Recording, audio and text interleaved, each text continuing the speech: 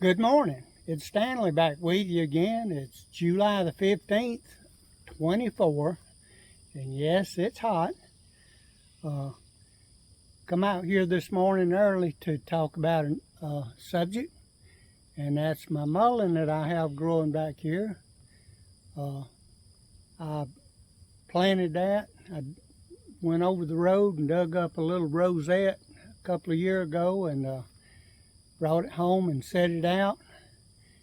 And it has grown up and matured. It's something like 7.5 feet tall. And this fall, when it completely dies, I'll harvest it.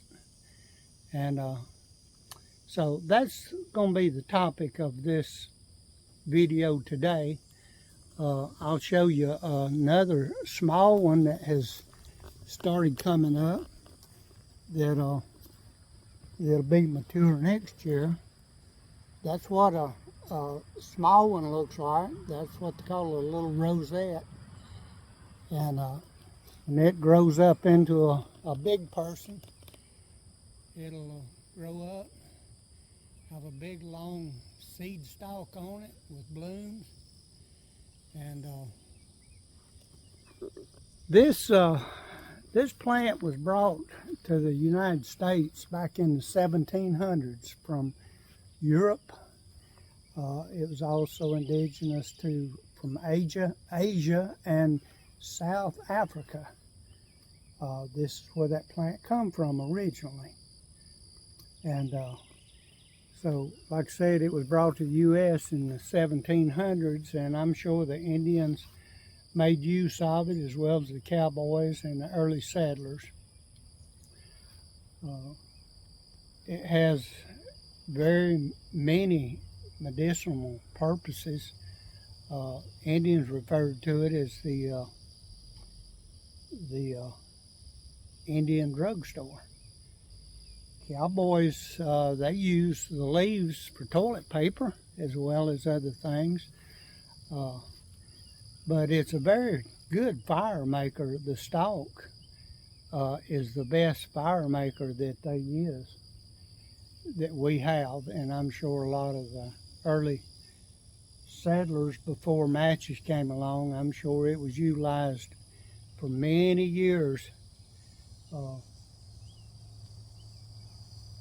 make fire with a hand drill or a bow drill. Since it has been here 400 years, so I'm sure that it has been used for many, many years for many, many different things.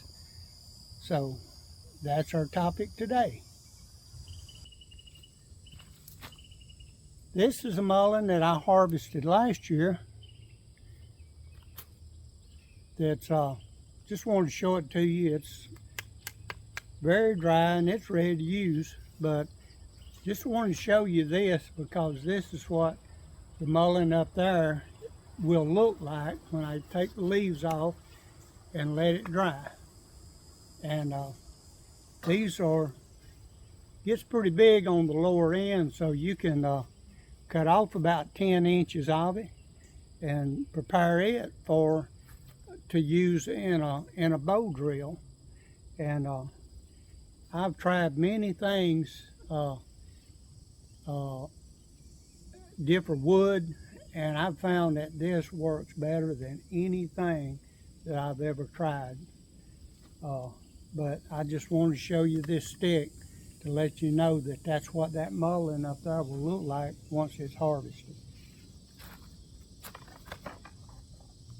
Let's see, today we're going to be using, I believe we're going to be using,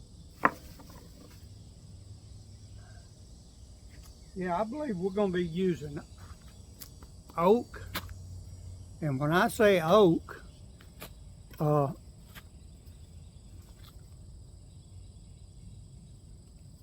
I'm not talking about the oak that you make furniture out that's hard as a rock. I'm talking about old and degraded wood. Right here,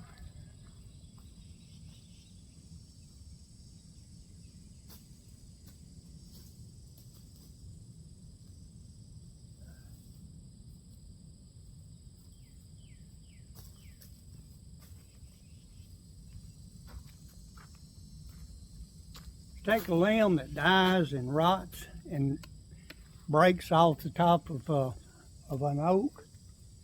Once it hits the ground, it's usually rotten enough. This is what I'm talking about. Something that's old and begin to get soft. You can cut you a section about like this and bust it and fix it down to where you've give you a piece of wood like this. You want it to be about as maybe thick as your little finger, and that's what we'll be using today. And we'll go ahead and prepare it, get it ready. Okay, I went ahead and cut my little divot in there and went ahead and made a notch. So we'll step back over here. The reason I'm so far from the camera is because I want you to see what I'm doing. I've got me a cement block set here because this stick is so long. I've got a cement block so I can step up on it and you can still see what I'm doing with my hands up here. And as I come down, I'll step off the block and come down. So that's the reason the camera is so far from the table.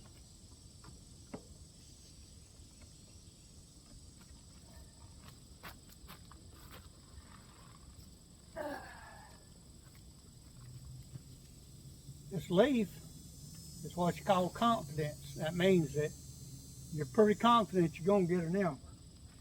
So we're going to go ahead and put this leaf under that to catch our ember.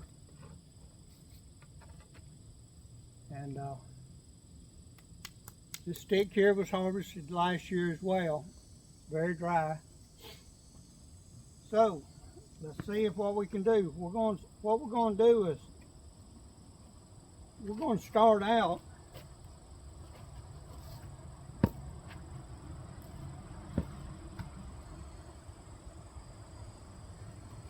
doing what they call floats, where you move your hands in the way to where you just stay in one place and you just go back and forth and kind of warm it up.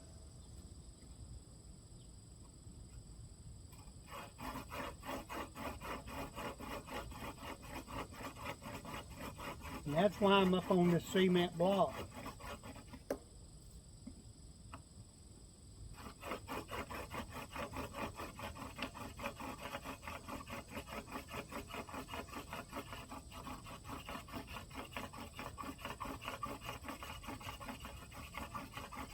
It's what they call doing floats, where you just stay in one place.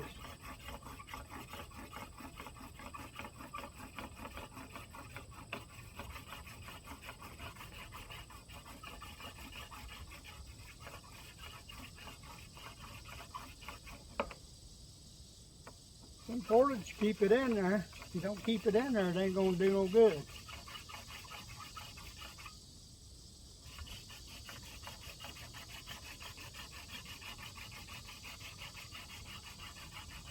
All right, I think we got it seated now. Got just a little bit of smoke. So let's try with coming down.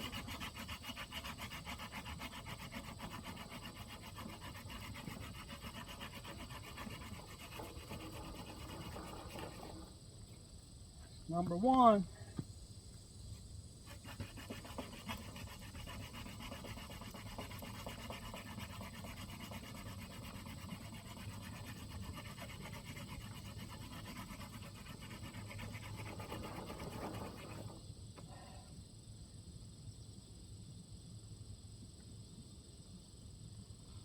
Two times.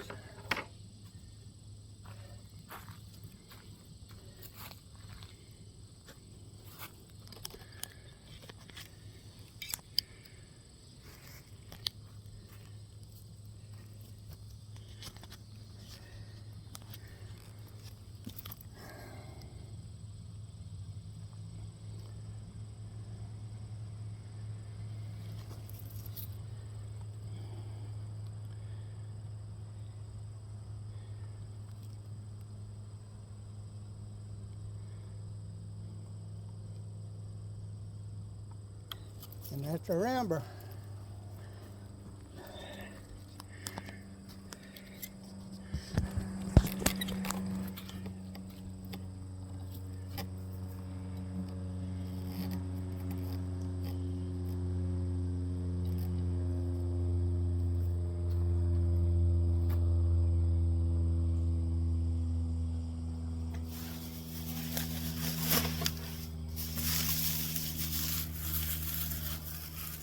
Lead center bundle.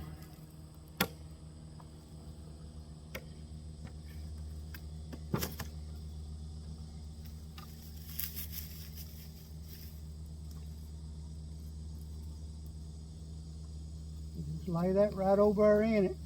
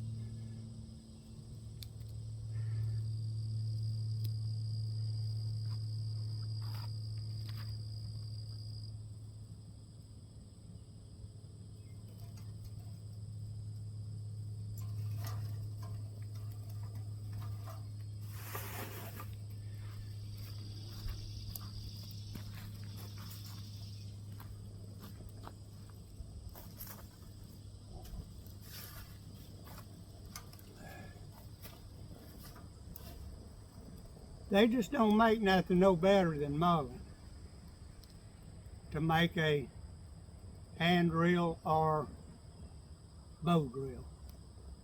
You can use it with oak, poplar, pine, mullen. You can use it with most anything you want to. But mullen is just about the best thing that God has given us. Of course, we don't need it in this day and time, but just imagine what it was like 300 or 400 years ago. People had to have fire back then. They didn't have to make it every day because once they got a fire going, they didn't let it go out.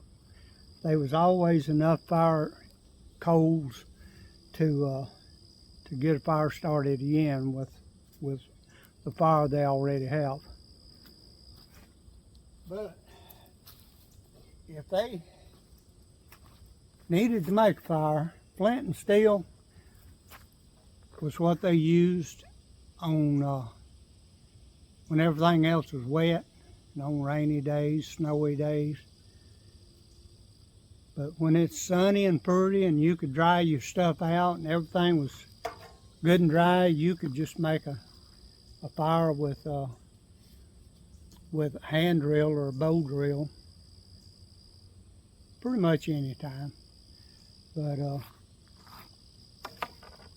that just shows you how, you know, I'm not no wizard, but it's an art that I've learned, and none of us know nothing until we learn something, and it's just a matter of learning how to do something other. If you was growing up way back 200 or 300 years ago, you would learn this from your parents. They'd show you how to do it, so you'd know how to do it. So it's just a process of learning how to do something, and it's an art that's got lost down through the years. And So here we are living in 2024, and we no longer need to do that, but it's nice to know that our ancestors did things, and it's satisfying. So till I do another video, God bless and thank you for watching.